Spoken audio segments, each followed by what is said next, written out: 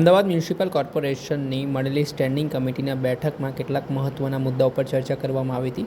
સૌપ્રથમ તો વસ્ત્રાપુરના સ્પોર્ટ્સ કોમ્પ્લેક્સની વાત કરવામાં આવે તો જે કોન્ટ્રાક્ટરને આ કામગીરી સોંપવામાં આવી છે તે કામગીરી ખૂબ જ મંથર ગતિએ જોવા મળી રહી છે.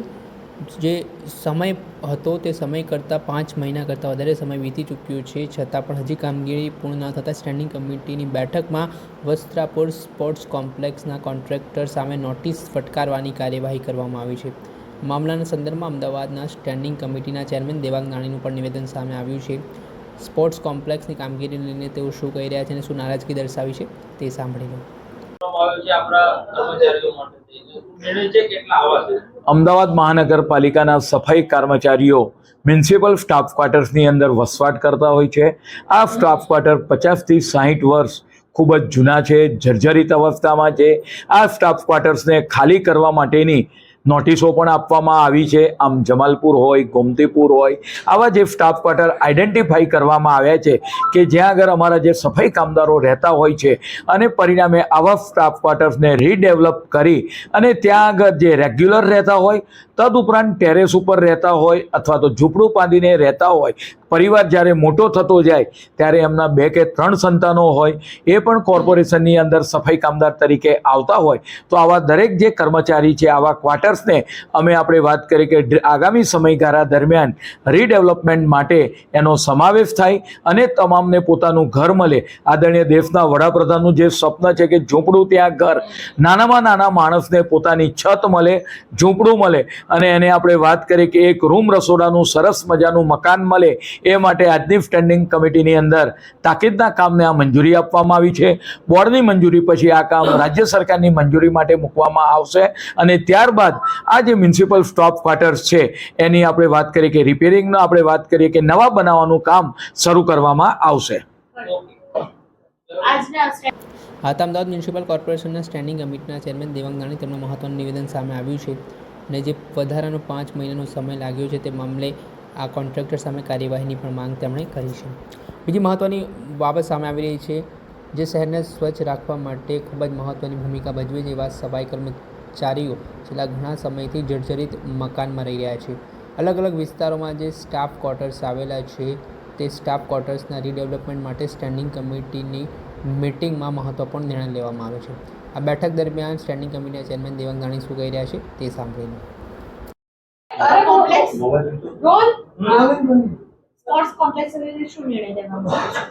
વસ્ત્રાલની અંદર ઝોનની અંદરથી વસ્ત્રાલ સ્પોર્ટ્સ કોમ્પ્લેક્સની કામગીરી ચાલતી હતી.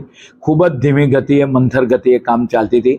પરિણામે કોન્ટ્રાક્ટરને નોટિસ આપવાનો નિર્ણય કરવામાં આવ્યો છે કે એ કામગીરી ખૂબ જ ઝડપથી થાય અને ત્યાંના વસ્ત્રાલના નગરજનોને એનો લાભ મળે એટલા માટે તેને નોટિસ, અને જો એના કરતાં પછી જો ડિલે કરે તો એને આગામી સમય દરમિયાન એના પર કડકમાં કડક કાર્યવાહી કરવી.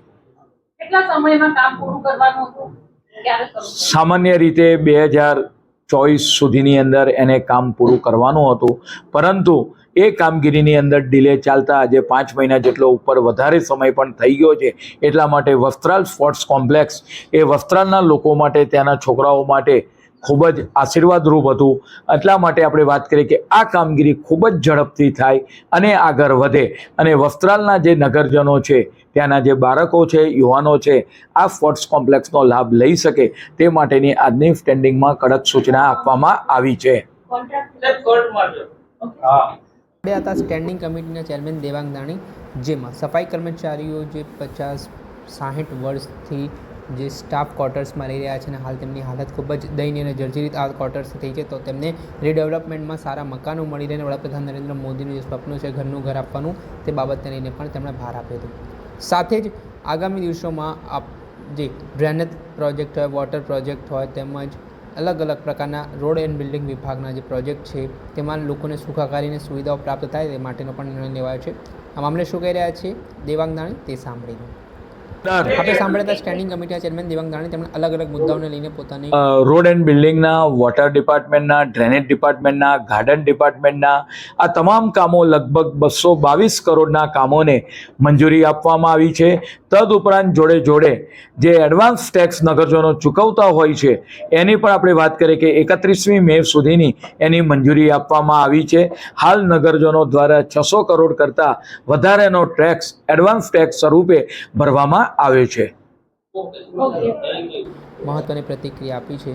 સાથે જ આ મામલાના સંદર્ભમાં જે અલગ અલગ મુદ્દાઓ છે તે મુદ્દાઓને લઈને સ્ટેન્ડિંગ કમિટીમાં ચર્ચા પણ થઈ હતી.